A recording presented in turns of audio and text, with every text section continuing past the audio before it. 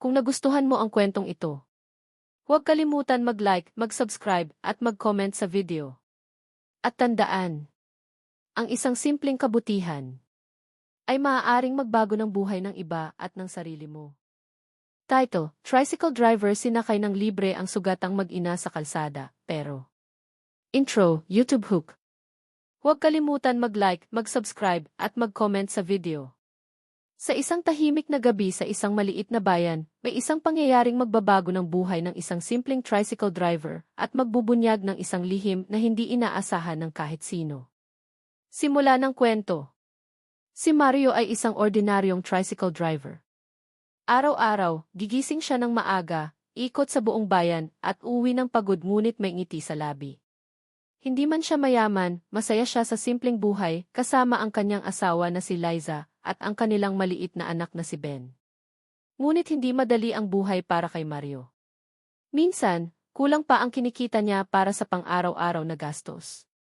May mga araw na wala siyang pasahero at minsan naman ay kulang ang pamasahe na ibinibigay sa kanya. Pero sa kabila ng lahat, hindi siya nawawala ng pag-asa. Basta may trabaho, may pag-asa, lagi niyang sinasabi sa sarili. Isang gabi na magbabago sa lahat. Isang gabi, habang pauwi na si Mario, napansin niya ang isang kaguluhan sa gilid ng kalsada. May ilang taong nagkukumpulan. Dahan-dahan niyang inilapit ang kanyang tricycle. Anong nangyari? Tanong niya sa isang lalaki. May naaksidenteng mag-ina mukhang malubha, sagot nito. Nang makita ni Mario ang sitwasyon, nanlaki ang kanyang mga mata. Isang babae ang nakahandusay sa kalsada, duguan. Katabi niya ang isang batang babae na umiiyak at sugatan din. Walang gustong tumulong. Ang iba ay nakatingin lang. Ang iba naman ay abala sa pagkuha ng video gamit ang kanilang cellphone. Naramdaman ni Mario ang bigat sa kanyang dibdib. Hindi pwedeng ganito, bulong niya. Ang desisyon ni Mario. Lumapit siya agad sa mag-ina. Ate, naririnig mo ba ako? Tanong niya. Mahina ang boses ng babae. Tulungan mo ang anak ko, di. Tumingin si Mario sa paligid. May ambulansya na ba? Sigaw niya. Wala pa, matagal pa raw darating, sagot ng isang bystander. Hindi na nagdalawang isip si Mario. Kukunin ko sila. Dadalhin ko sa ospital. Libre na, wag na kayong mag-alala, dagdag niya. Paglalakbay patungo sa ospital. Maingat niyang isinakay ang mag-ina sa kanyang tricycle. Habang nagmamaneho, ramdam niya ang kaba. Kapag may nangyari sa kanila, isip niya. Ang batang babae ay patuloy sa pag-iyak. Kuya, huwag mong pabayaan si mama, sabi nito. Hindi, nandito lang ako. Aabot tayo sa ospital, sagot ni Mario. Pinabilis niya ang takbo ng tricycle. Hindi na niya iniisip ang gasolina. Hindi na rin ang pagod. Ang iniisip niya lang ay mailigtas ang buhay ng mag-ina. Sa ospital. Pagdating sa ospital, agad silang sinalubong ng mga nurse. Emergency. Sugatang mag-ina, sigaw ni Mario. Agad dinala ang dalawa sa loob. Naiwan si Mario sa labas, hinihingal. Lumapit sa kanya ang isang nurse. Kamag-anak ka ba nila? Umiling si Mario. Hindi po, nakita ko lang sila sa kalsada. Nagulat ang nurse. Ikaw ang nagdala sa kanila? Opo. Libre. Opo. Sandaling natahimik ang nurse. Hindi na madalas ang ganyang kabutihan ngayon, sabi nito. Umiti lang si Mario. Hintayan. Umupo si Mario sa isang lumang upuan sa ospital. Hindi siya umalis. Hindi niya kayang iwan ang mag-ina. Lumipas ang ilang oras. Lumabas ang doktor. Dok, kamusta sila? Agad na tanong ni Mario. Stable na ang bata pero ang ina, critical pa rin, sagot ng doktor. Parang may kumurot sa puso ni Mario. Makakaligtas po ba siya? Gagawin namin ang lahat, sagot ng doktor. Ang batang naiwan. Lumabas ang batang babae mula sa loob. May benda ang kanyang ulo. Lumapit siya kay Mario. Kuya. Lumuhod si Mario sa harap niya. Iha. Salamat po, ti. Napaluha si Mario. Walang anuman, basta gagaling kayo. Wala na po kaming ibang kasama, sabi ng bata. Nagulat si Mario. Nasaan ang tatay mo? Wala na po, matagal na siyang umalis di. Tahimik si Mario. Ramdam niya ang lungkot ng bata. Isang misteryo ang nagsisimula. Habang nakaupo si Mario, may isang lalaking dumating. Nakasuot ito ng maayos. Halatang mayaman. Teka, bulong ni Mario. Diretso itong pumunta sa reception. May dinalang mag-ina dito, tanong ng lalaki. Naramdaman ni Mario ang kakaiba. Sino kaya ito, isip niya. Lumapit siya. Kayo po ba ang kamag-anak nila, tanong ni Mario. Tumingin ang lalaki sa kanya. At ikaw? Ako po ang nagdala sa kanila. Biglang nagbago ang ekspresyon ng lalaki. Ikaw? Opo. Sandaling natahimik ang lalaki. At dito nagsimula ang isang katotohanang hindi inaasahan ni Mario. Cliffhanger Ending Part 1. Ang lalaking iyon ay may dalang isang lihim. Isang lihim na mag-ugnay sa buhay niya at ng mag-ina. At isang desisyon na maaaring magbago sa kapalaran ni Mario habang buhay. Title, Tricycle Driver sinakay ng libre ang sugatang mag-ina sa kalsada, pero pagpapatuloy ng misteryo. Nakatitig si Mario sa lalaking bagong dating. Maayos ang pananamit nito, nakasuot ng mamahaling relo, malinis na sapatos, at tila sanay sa marangyang buhay. Kamusta sila? Tanong ng lalaki sa malamig ngunit kontroladong boses. Sumagot si Mario, ang bata po ay okay na pero ang nanay, kritikal pa rin. Napayuko ang lalaki, tila may malalim na iniisip. Salamat sa ginawa mo, sabi nito. Wala pong anuman, sagot ni Mario. Kahit sino naman po gagawin yon. Ngunit sa loob-loob niya, alam niyang hindi lahat ay gagawa ng ganoon. Marami ang nanood lang. Marami ang walang pakialam. Isang kakaibang pakiramdam. Habang nag-uusap sila, napansin ni Mario na parang kilala niya ang lalaki. Teka, saan ko siya nakita? Bulong niya sa sarili. Napansin iyon ng lalaki. May problema ba? Tanong nito. Wala po, parang pamilyar lang po kayo, sagot ni Mario. Bahagyang umiti ang lalaki. Siguro nagkita na tayo dati o baka hindi, misteryosong sagot nito. Pagpapakilala ng lalaki. Ang pangalan ko ay Daniel, sabi ng lalaki. Ako naman si Mario, sagot ng tricycle driver. Mario, ikaw ang nagligtas sa kanila. Hindi po, ginawa ko lang ang tama. Napatingin si Daniel sa kanya ng matagal. Hindi lahat kayang gawin ang tama, sabi nito. Isang mabigat na tanong. Biglang nagtanong si Daniel. Bakit mo ginawa iyon? Nagulat si Mario. Ko, bakit mo sila tinulungan? Hindi mo naman sila kilala. Wala ka ring makukuha sa kanila. Napaisip si Mario. Sandaling katahimikan. Dahil tao sila, simpleng sagot niya. Napatigil si Daniel. Para bang hindi niya inaasahan ang ganoong kasimpleng sagot. Ang nakaraan ni Daniel. Umupo si Daniel sa tabi ni Mario. Alam mo ba, matagal ko nang hinahanap ang babaeng iyon, sabi niya. Nagulat si Mario. Talaga po? Bakit po? Huminga ng malalim si Daniel. Dahil may utang akong hindi ko pa nababayaran. Pagkabigla ni Mario. Utang? Tanong ni Mario. Utang na hindi pera ang katumbas, sagot ni Daniel. Lalong nalito si Mario. Hindi ko po maintindihan. Ngunit bago pa makasagot si Daniel, lumabas ang doktor. Masamang balita. Dok, sabay nilang sabi. Lumapit ang doktor. Kamusta na po siya? Tanong ni Daniel. Tumingin ang doktor sa kanilang dalawa. Ginagawa namin ang lahat pero kailangan namin ng dugo. Anong blood type? Agad na tanong ni Daniel. O negative, sagot ng doktor. Napatingin si Daniel. Meron ako, sabi niya agad. Ngunit bago pa siya makakilos, biglang nagsalita si Mario. Doc. O negative din po ako. Nagulat ang lahat. Sakripisyo ni Mario. Tumingin si Daniel kay Mario. Sigurado ka? Opo. Kung makakatulong po, ibibigay ko. Pero pagod ka na at hindi mo sila kilala, sabi ni Daniel. Ngumiti si Mario. Hindi po mahalaga yon. Eksena sa blood donation. Dinala si Mario sa isang kwarto. Habang kinukuhaan siya ng dugo, tahimik siyang nakahiga. Sa isip niya, sana gumaling siya para sa anak niya. Hindi niya alam kung bakit, pero parang may koneksyon siya sa mag-ina. ang bata at si Daniel. Samantala, naiwan si Daniel kasama ang bata. Lumapit ang bata sa kanya. Kuya, kilala mo ba si Mama? Tanong nito. Napahinto si Daniel. Mahina niyang sagot. Paano? Hindi agad nakasagot si Daniel. Sa wakas, sinabi niya. Matagal na kaming magkakilala. Isang katotohanan ang lalabas. Tatay mo ba siya? Tanong ng bata. Biglang natahimik si Daniel. Parang tinamaan ng kidlat. Hindi siya agad nakasagot. Ang bata ay nakatingin lang sa kanya. Umaasang makakarinig ng sagot. Pagbalik ni Mario. Pagkatapos ng blood donation, bumalik si Mario. Medyo nanghihina siya pero okay lang. Kamusta na sila? Tanong niya.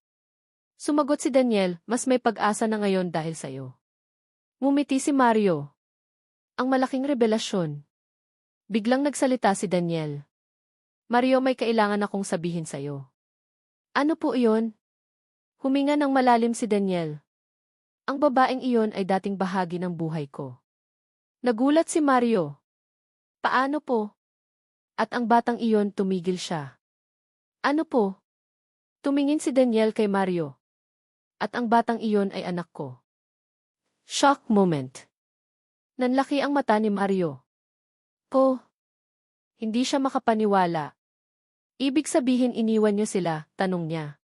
Napayuko si Daniel. At iyon ang pinakamalaking pagkakamali ng buhay ko. Pagsisisi. Bakit po? Tanong ni Mario. Dahil sa kayabangan at maling desisyon, sagot ni Daniel. Pinili ko ang pera kaysa sa pamilya. Tahimik si Mario. Hindi niya alam kung ano ang sasabihin. Cliffhanger ending, part 2. Kung nagustuhan mo ang kwentong ito, huwag kalimutan mag-like, mag-subscribe, at mag-comment sa video. At tandaan, ang isang simpleng kabutihan ay maaaring magbago ng buhay ng iba at ng sarili Tricycle driver sinakay ng libre ang sugatang mag-ina sa kalsada, pero isang lihim na hindi inaasahan. Tahimik ang paligid matapos ang revelasyon ni Daniel. Hindi makapaniwala si Mario. Iniwan mo sila, mahina niyang tanong. Napayuko si Daniel, halatang punong-puno ng pagsisisi. At araw-araw kong pinagsisisihan iyon. Ngunit sa kabila ng galit na unti-unting nararamdaman ni Mario, may isa pang tanong na gumugulo sa kanyang isip. Kung ganun, bakit ngayon ka lang bumalik? Tanong niya. Ang katotohanan ni Daniel. Huminga ng malalim si Daniel bago sumagot. Hindi ako basta bumalik, matagal ko na silang hinahanap. Pero bakit? Tanong ni Mario. Dahil nalaman ko ang isang bagay na hindi ko inaasahan. Ano iyon? Tumingin si Daniel diretso sa mga mata ni Mario. May sakit ako. Isang malupit na realidad. Nagulat si Mario. Anong sakit? Malubha at wala ng lunas, sagot ni Daniel. Nanahimik si Mario. Parang biglang bumigat ang lahat. Kaya ko sila hinahanap dahil gusto kong itama ang lahat bago mahuli ang lahat. Paglalaban ng damdamin. Hindi alam ni Mario kung maaawa siya o magagalit. Pero hindi sapat ang pagsisisi, sabi niya. Alam ko, sagot ni Daniel. Kaya gusto kong bumawi kahit papaano. Ang bata ay nakikinig. Hindi nila napansin na nakikinig pala ang bata sa kanilang usapan. Tahimik itong lumapit. Ikaw ba ang tatay ko? Tanong niya. Biglang natigilan si Daniel. Hindi niya alam kung paano sasagot. Ngunit sa wakas, lumuhod siya sa harap ng bata. Ako ang tatay mo. Emosyonal na eksena. Tumulo ang luha ng bata. Bakit mo kami iniwan? Tanong nito. Hindi agad nakasagot si Daniel. Dahil nagkamali ako at natakot ako, sagot niya. Pero hindi ibig sabihin na hindi ko kayo mahal. Isang yakap na matagal hinintay. Biglang niyakap ng bata si Daniel. Namangha si Mario. Sa kabila ng lahat ng sakit, nagawa pa rin ng bata na magpatawad. Iniisip ni Mario. Habang pinapanood niya ang eksena, may bumalik na alaala kay Mario. Bakit parang may koneksyon ako sa kanila? Bulong niya. May isang bagay na hindi niya maipaliwanag. Balita mula sa doktor. Lumabas muli ang doktor. Dok, kamusta na po siya? Tanong ni Mario. Mas maayos na ang lagay niya dahil sa dugo na ibinigay mo, sagot ng doktor. Napangiti si Mario. Pwede na ba siyang makita? Tanong ni Daniel. Isa-isa lang, sagot ng doktor.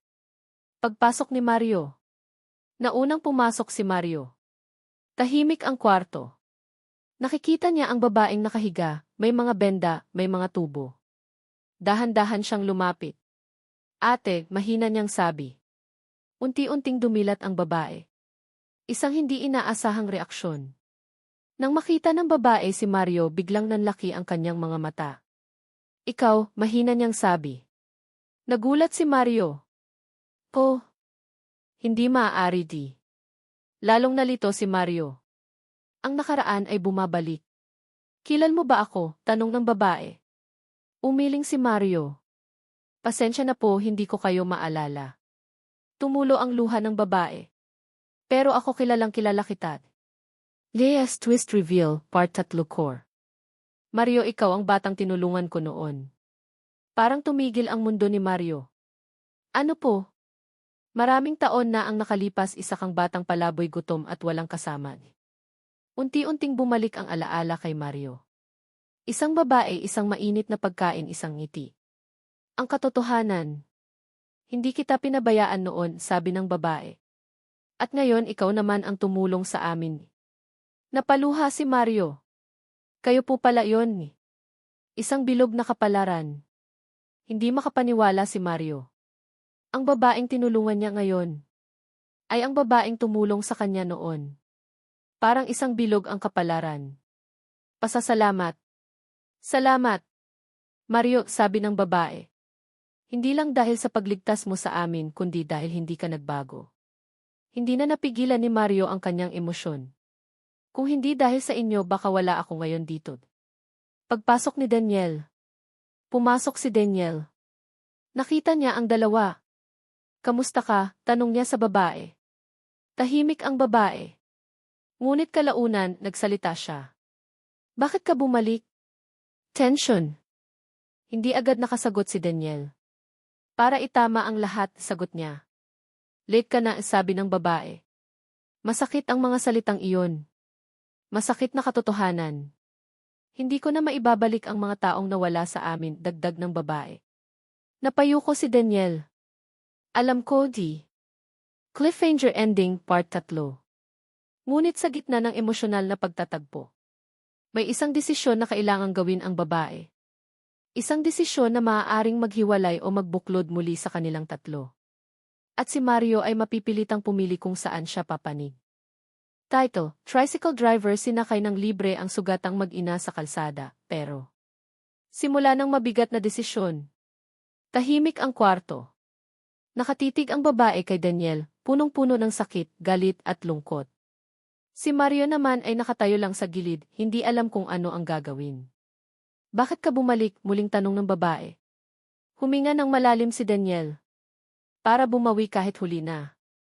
Galit at sakit ng nakaraan. Bumawi, napatawa ang babae, pero puno ng pait. Alam mo ba kung gaano kahirap ang pinagdaanan namin, dagdag niya. Hindi makatingin si Daniel.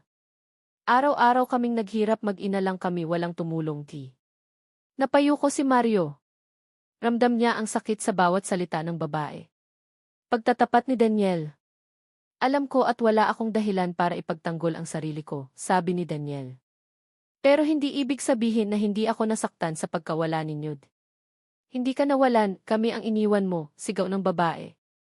Natahimik ang buong kwarto. Ang bata sa gitna ng lahat. Biglang nagsalita ang bata. Please, wag na kayong mag-away. Napatingin ang dalawa sa kanya. Pagod na ako, ayoko na ng gulo. Tumulo ang luha nito. Pag-iisip ni Mario. Habang pinapanood ni Mario ang eksena, mas lalo siyang nalilito. Sa isang banda, naiintindihan niya ang galit ng babae.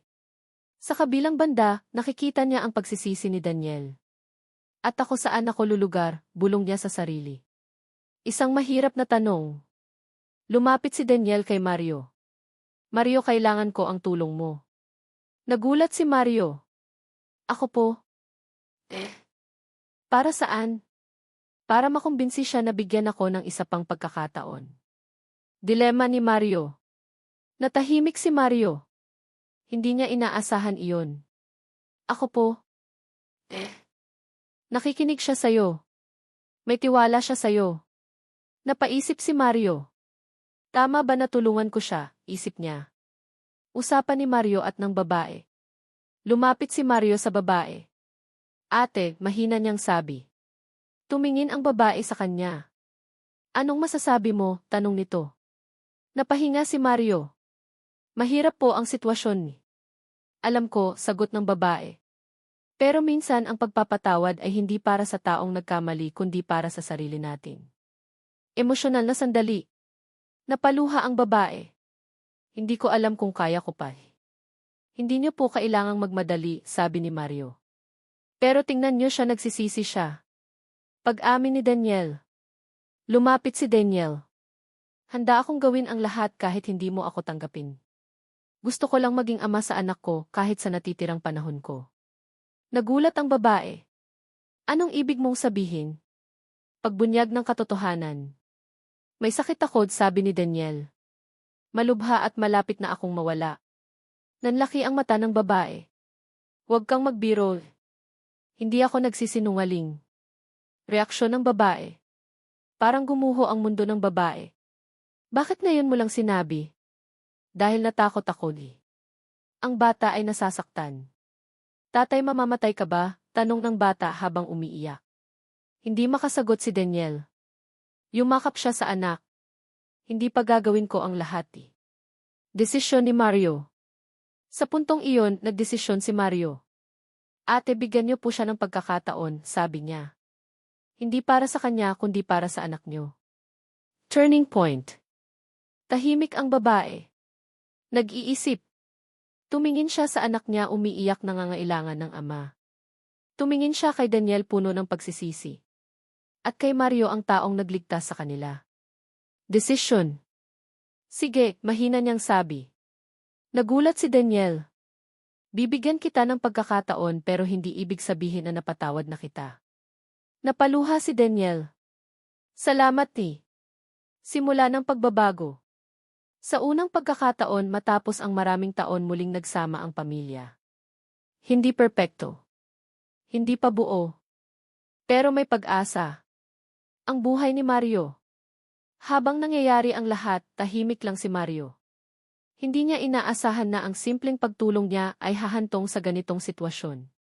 Siguro ito ang dahilan kung bakit ako nandito, sabi niya sa sarili. Isang bagong alok. Lumapit si Daniel kay Mario. Mario, gusto kitang tulungan. Hindi na po kailangan, sagot ni Mario. Hindi gusto ko. Bilang pasasalamat. Malaking oportunidad. May negosyo ako at kailangan ko ng mapagkakatiwalaang tao. Nagulat si Mario. Ako po? Ikaw? Pero tricycle driver lang po ako. Hindi mahalaga yon. Ang mahalaga ay ang puso mo. Cliffhanger ending, part 4. Isang bagong oportunidad ang dumating sa buhay ni Mario. Pero tatanggapin ba niya ito? O pipiliin niya ang simpleng buhay na nakasanayan niya? At paano kung ang desisyong ito ay magbabago sa lahat? Title, Tricycle Driver, sinakay ng libre ang sugatang mag-ina sa kalsada, pero simula ng bagong umaga. Matapos ang lahat ng nangyari, tila nagbago ang takbo ng buhay ni Mario. Isang simpleng gabi lang sana iyon, isang normal na pasada, isang ordinaryong araw. Pero dahil sa isang desisyon nagbago ang lahat. Habang nakaupo siya sa labas ng ospital, pinagmamasdan niya ang pagsikat ng araw. Ang bilis magbago ng buhay, bulong niya sa sarili. Alok ni Daniel. Lumapit si Daniel sa kanya.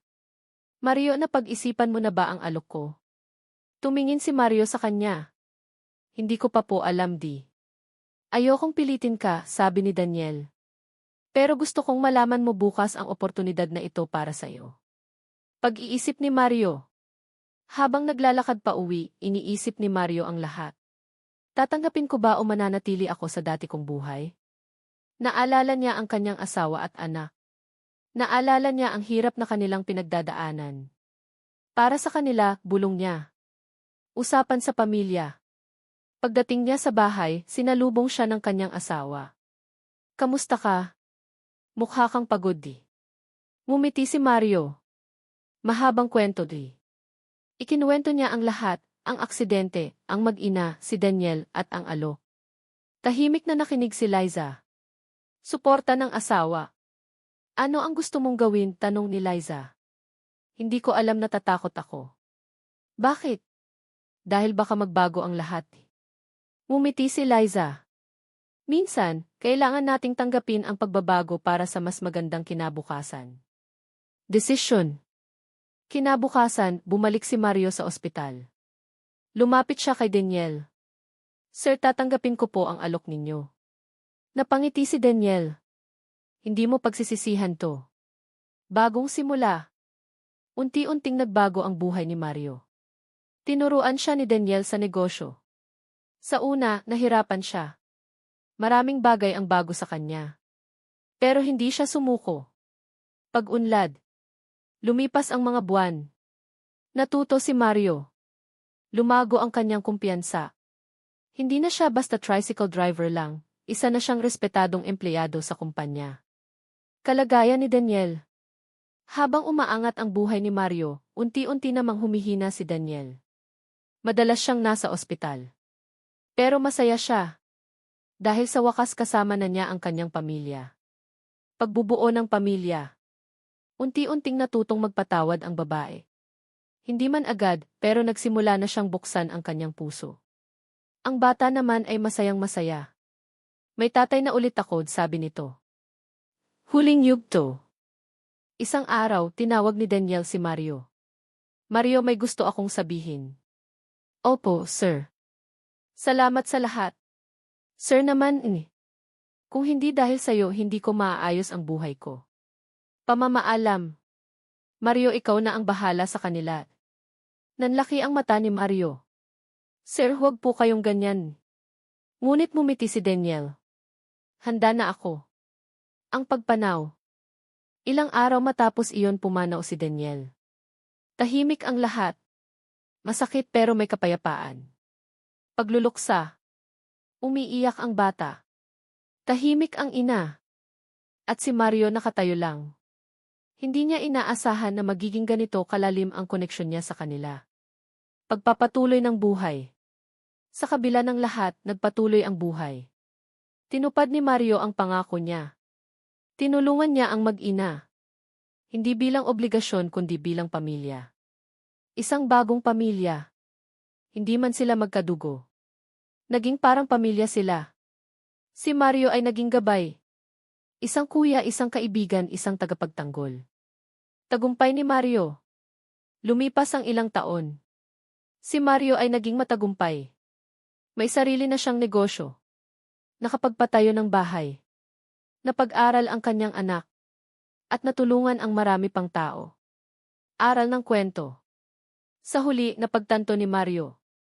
Hindi mo kailangang maging mayaman para makatulong, T. Ang kailangan mo lang ay puso. Ending message, YouTube outro.